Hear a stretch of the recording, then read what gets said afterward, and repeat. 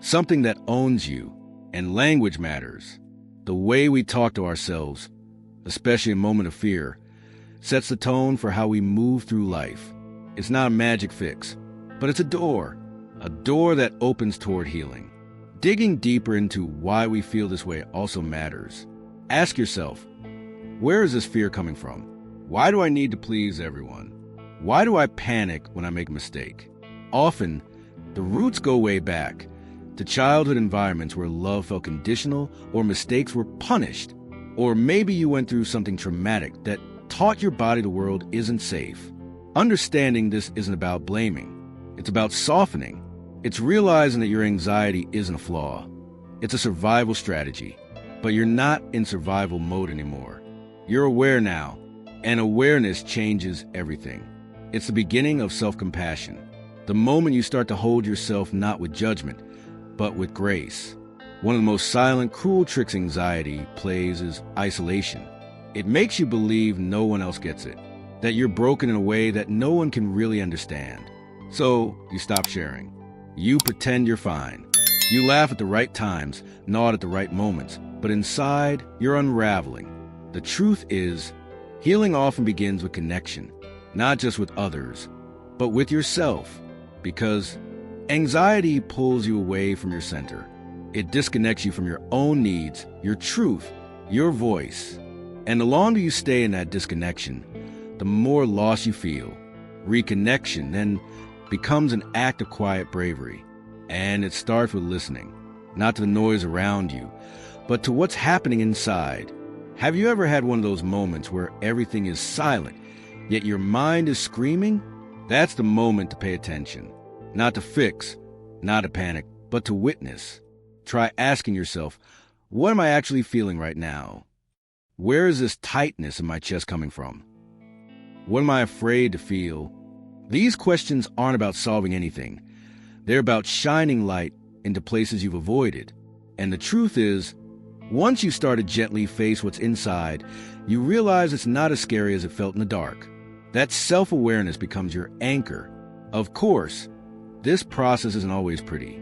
Sometimes facing what you feel brings discomfort, but that discomfort is a doorway, and you don't have to walk through it empty-handed. There are tools, simple, powerful ones. Meditation, for instance, isn't about emptying your mind. It's about making space, about learning to sit with what's there without judgment. Just 5 minutes a day, eyes closed, noticing your breath, it's enough. If that doesn't resonate with you, try a silent walk, or journaling first thing in the morning, or even just sitting with a warm drink and letting yourself be. If you're looking for a guide, Thich Nhat Hanh's book, The Miracle of Mindfulness, is a gentle and powerful place to start, because reconnection doesn't need to be dramatic. It just needs to be real. One of the most exhausting lies anxiety tells us is that we have to earn our peace, that we have to keep moving, keep achieving, keep fixing, just to deserve a moment of rest. And so we stay busy. We stay on. We say yes when we're tired, smile when we're drained, and push ourselves past our own limits just to feel enough. But here's the truth. Peace isn't a prize. You don't have to justify your existence with productivity. You are allowed to rest. You are allowed to be. Yet the anxious mind resists this. It equates stillness with laziness. It sees slowing down as a risk. And that's how we end up in cycles of burnout. Chasing peace like it's always just one more task away. That's why slowing down has become a radical act. In a world addicted to speed and output, choosing stillness is a rebellion. But don't be surprised if it triggers guilt. The anxious voice in your head might whisper that you're falling behind or that you're wasting time. That's the conditioning talking. And you can unlearn it. Start with intentional pauses, small ones. Before responding to a text, take a full breath. Eat one meal a day without your phone. Let a song play without multitasking. These aren't indulgences, they're recalibrations. They remind your nervous system that not every moment is an emergency, that you're allowed to just exist. And in that quiet space, clarity starts to rise. You can also explore more structured practices that blend presence and movement. Yoga, for example, isn't about being flexible, it's about feeling. Even a gentle routine can help reconnect your body and breath. Or try reading something that shifts your mindset. Brené Brown's book, The Gifts of Imperfection, is a powerful reminder that being human isn't about being flawless. It's about being whole. That's where anxiety begins to lose its grip. When we stop trying to be invincible and start allowing ourselves to be real. Because the moment you stop performing and start listening, your shoulders drop, your breath softens, and you remember, peace was never something outside of you. It was always waiting for you to come home. At some point in the journey, you realize anxiety isn't just about fear of the future. It's often a reflection of the past, of things that were never processed, wounds that were never named. It's the unresolved echo of moments where you felt unsafe, unseen, unloved, and your mind, trying to protect you, stores those memories in tight corners. Then one day, a smell, a tone of voice, or even a quiet room triggers a wave of panic. And you don't know why, but your body does. Because anxiety isn't just in your thoughts. It lives in your muscles, your gut, your breath. It remembers everything your mind tried to forget. And if you've been feeling tired for no reason, this is likely why. Suppressed emotions are heavy. That's why healing anxiety can't be just a mental exercise. It has to involve the body too. You can't think your way out of full body experience. Your chest tightness, your racing heart, that clenching in your stomach, those aren't random. They're signals, your body's way of saying, I still need care. Practices like breath work, somatic therapy, or even regular massage can help unlock what's been stored for years. A simple breathing technique like the 4-7-8 method, inhale for 4 seconds, hold for 7, exhale for 8, can literally reset your nervous system in minutes. It might feel awkward at first, but over time, your body will start to trust that it's safe again. And when the body feels safe, the mind doesn't have to scream as loud. There's another layer to this: boundaries. Anxiety thrives in environments where you can't say no, where you're constantly overextending, constantly explaining, constantly shrinking yourself to make others comfortable. But you weren't built to live in survival mode. You're allowed to protect your energy. Saying, I need space, or I can't take that on right now, isn't selfish. It's sacred. You'll notice that when you start setting boundaries, some people won't like it, and that's okay. The people meant to walk with you will respect your pace. You don't need to keep fitting into small versions of yourself just to be accepted. When you reclaim your space, your breath deepens, your posture changes, and suddenly, life starts to feel a little more like yours again. Maybe the biggest breakthrough of all is realizing that living with anxiety doesn't mean living as anxiety.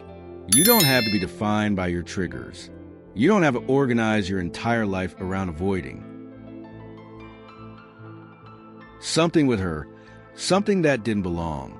She walked out the same door she entered, but there was something different about her. Slight, almost unnoticeable, but real. Her eyes, once scattered and uncertain, now seemed locked onto something he couldn't see. Her posture, once timid, now steady. Her face, it was the same, technically, but carried an eerie calm that didn't belong in a situation like this. She got into the car like she had just closed a chapter. We can go now, she said softly, like nothing had happened. But he could feel it, a shift in the air. It was like she left part of herself inside that house, or worse, brought something out with her. During the drive, Claire's demeanor changed. She started asking more personal questions. Not the kind strangers ask. Not how old is your son, or what do you do for work? These were strange, deep, off. Have you ever wondered what would have happened if you turned left instead of right that day? He glanced at her, puzzled. What day? He asked. She didn't answer, just smiled faintly and stared out the window again.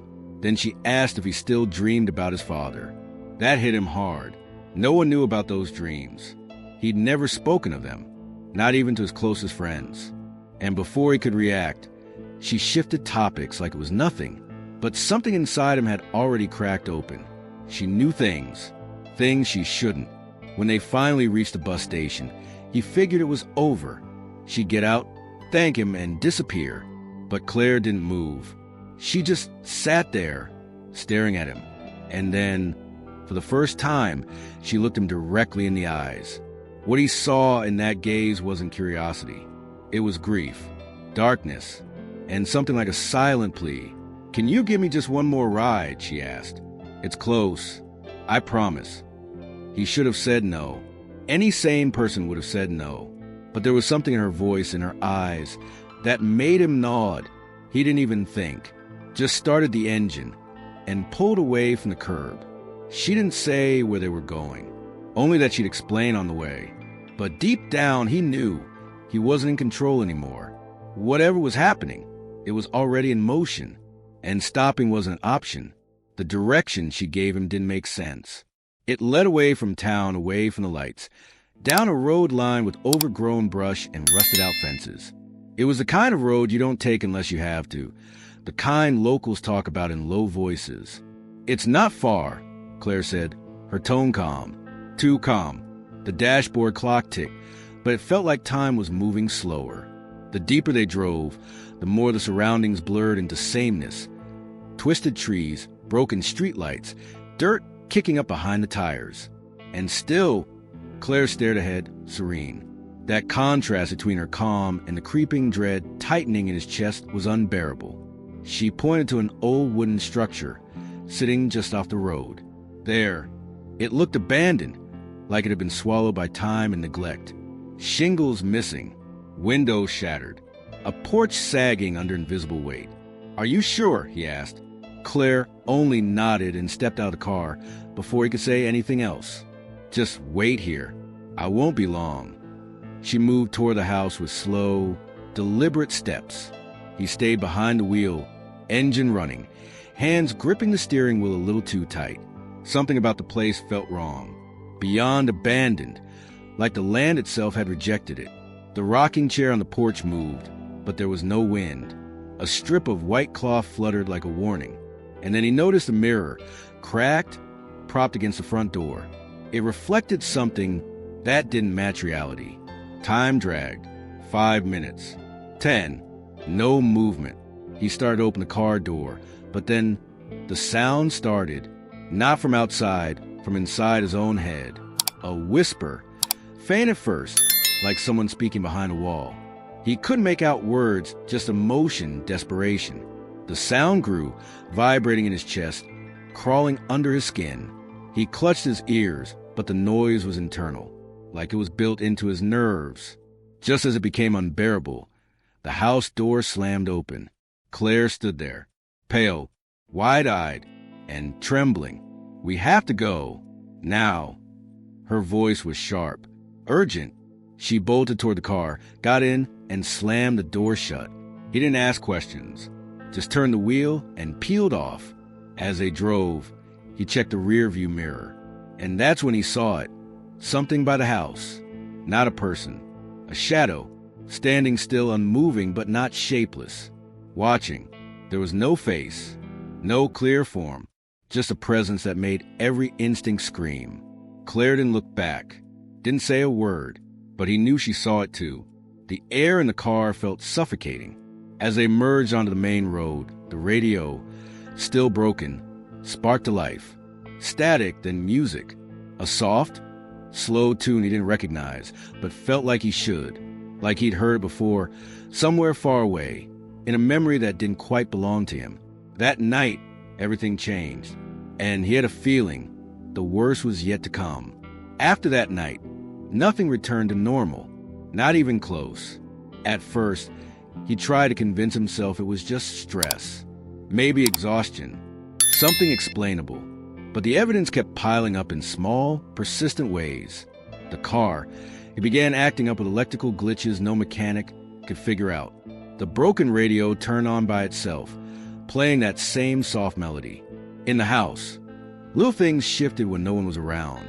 The kettle would end up on top of the fridge.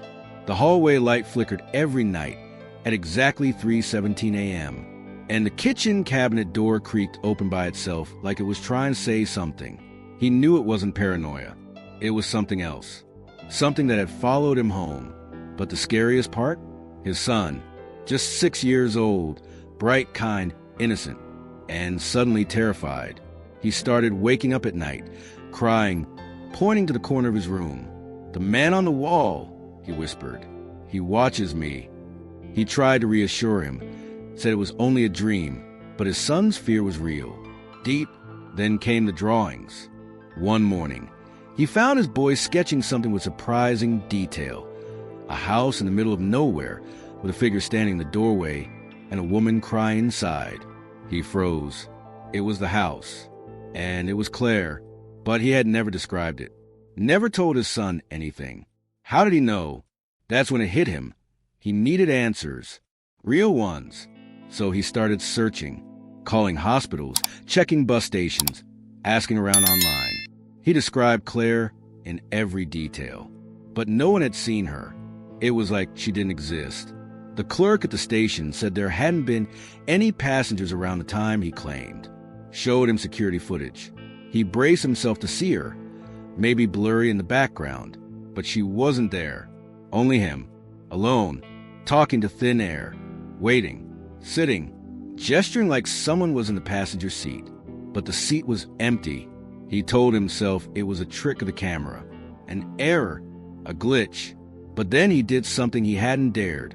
He checked his phone, opened the gallery. There was a photo he didn't remember taking. Looked accidental, maybe taken from his pocket. It showed the dashboard and the passenger seat. Empty. No Claire. No bag. No sign of anyone ever being there. And yet, he remembered her perfectly. The soft vanilla scent of her perfume.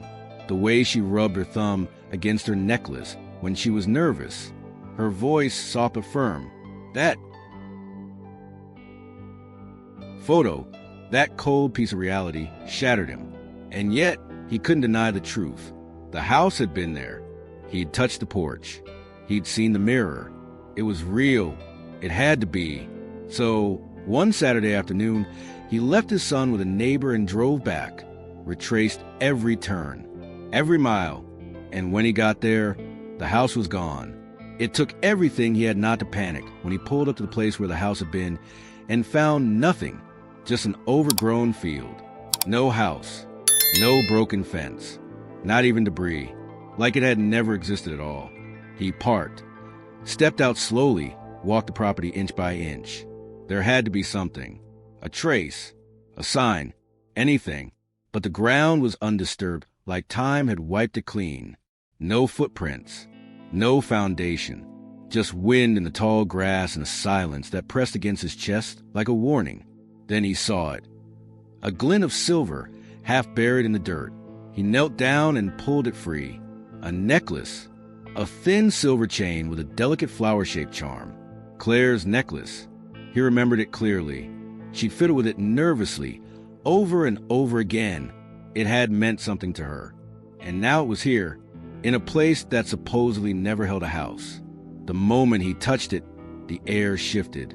The breeze stopped. The insects went silent. It was as if the world had paused, holding its breath. And then he heard it, a whisper just behind him. "You shouldn't have come back." He turned around instantly. Nothing, just that same open field.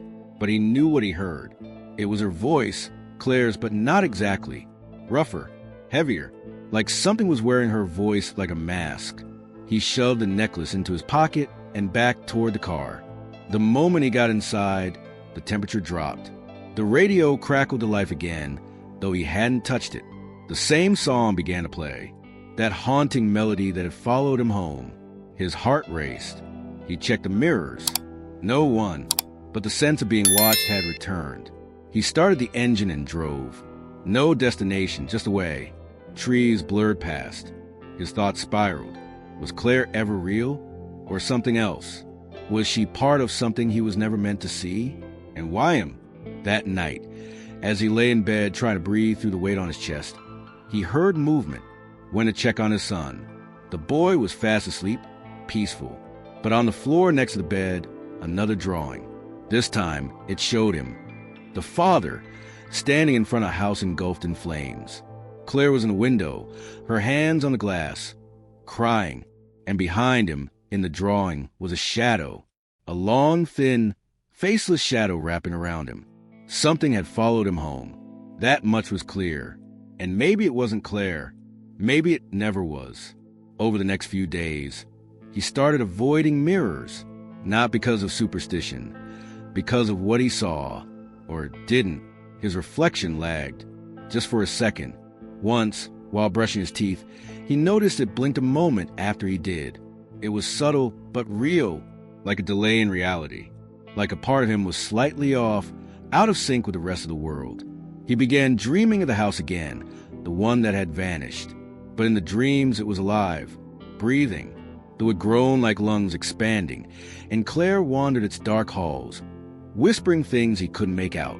And every time he woke up, his body ached, like he'd been walking all night.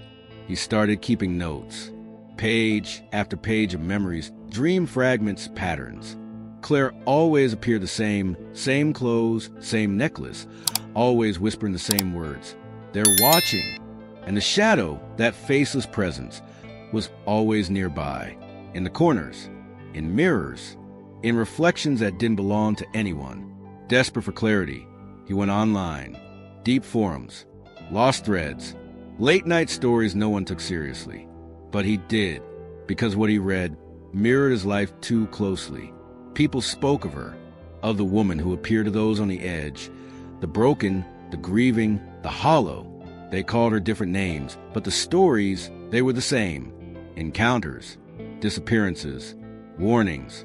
One post chilled him to his core.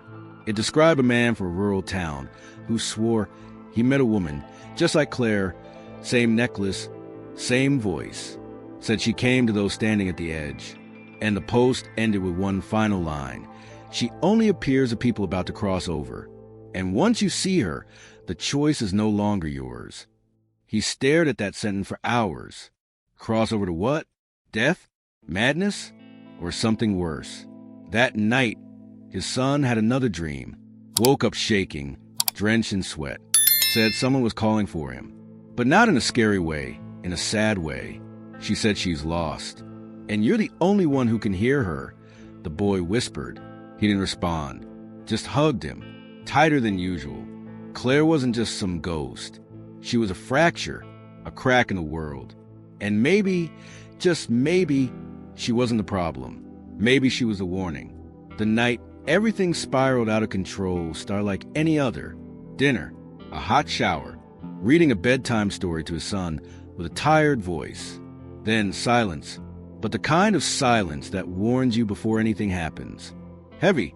Still, he sat in the living room, TV on low, flipping through channels without paying attention. But then the screen froze.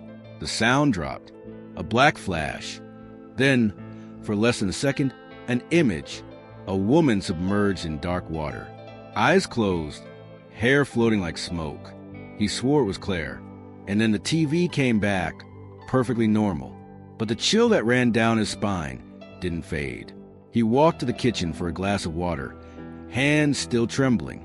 The glass slipped, shattered across the floor. As he bent down to pick up the pieces, he glanced at the refrigerator door and saw something in the reflection, a shape behind him, a figure. But when he turned around, nothing, just the hallway, just the dark. The clock above the stove ticked loudly. 3:17 a.m. Again, always that time. Then came the crying. Not a child's cry. An adult, low, broken. It echoed from the hallway, from his son's room. He rushed over. Threw the door open. The bed was empty. The crying was coming from the closet. He approached slowly, like in a dream you don't want to see the end of. His hand reached the knob. He flung the door open and found nothing but clothes. But the sound didn't stop. It was no longer in the room. It was inside his head, vibrating in his bones. That night didn't end. It bled into the next morning like reality had cracked. The house began to feel wrong, like it was shrinking around him. The lights flickered in patterns. The broken radio turned on and off, whispering static in Morse code rhythms. And every night, Claire appeared, sometimes at the foot of his bed, sometimes in the mirror, sometimes just outside the window. One night, he woke up to find her sitting on the couch, holding something in her hand. The necklace, the one that vanished. She looked straight ahead, eyes glassy, mouth half open. Then she faded, slowly, like smoke, but the necklace remained. lying on the armrest. Cold. Real. After that, it escalated. Neighbors asked if someone had moved in with him.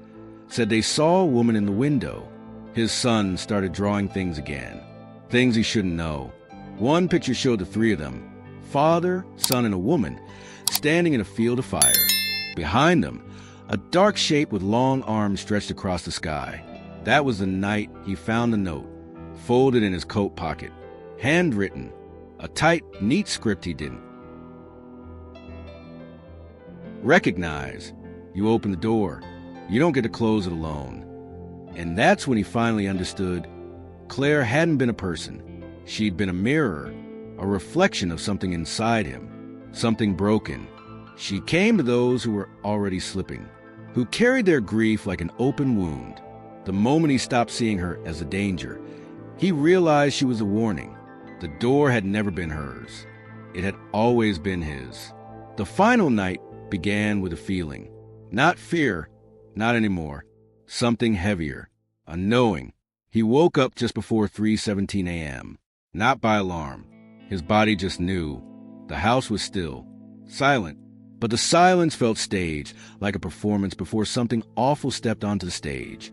He walked down the hallway barefoot, every step echoing a little louder than it should. His son was asleep, peaceful, untouched. He watched him for a moment longer than usual, then turned away, sat down on the couch in the dark, waiting. This time, he didn't try to run from it. Whatever it was, the radio came on by itself. The song, that song, drifted through the speakers. And beneath the melody, a voice. Hers. You saw what they hide. And now they see you. He didn't know who they were, but he believed her. Every cell in his body told him that he crossed into something that didn't forgive curiosity. The walls around him began to shift, not physically, but perceptibly, like the house was breathing or watching. The light from the street flickered, like it was warning him in code. And then, the front door creaked open. He didn't get up, just looked. Claire stood on the sidewalk. She wasn't crying. She wasn't smiling. She just stood there, arms at her sides, waiting. He rose slowly, walked toward her like a sleepwalker. Something told him this was it. There was no going back. He looked once over his shoulder, saw his son, still sleeping peacefully, and for the first time in weeks, he smiled. He stepped outside, bare feet on cold concrete. Claire didn't speak, just lifted her hand. He took it, and everything changed. He wasn't on the porch anymore, wasn't on the street. It was like stepping into a memory, a place made of echoes and light. He saw flashes, his childhood, his father yelling, the night his wife died, all the pain he buried, piece by piece. He saw Claire, too, walking beside him in the dark, not as a ghost, not as a woman, but as a presence, a memory, a fragment, and then nothing, silence, darkness, peace. He woke up on the couch. Morning sun slipping through the blinds. The radio was off. The house was calm, still, and he was different, lighter, like something inside had been torn out, and it wasn't a bad thing. He went to his son's room. The boy was already up, coloring. "You're okay now," he said, without looking up. He showed him the drawing. It was them, standing in an open field. The sky was blue, and in the corner, barely visible, were small words in a child handwriting. "She's free now, and so are you." And whatever was coming had already begun.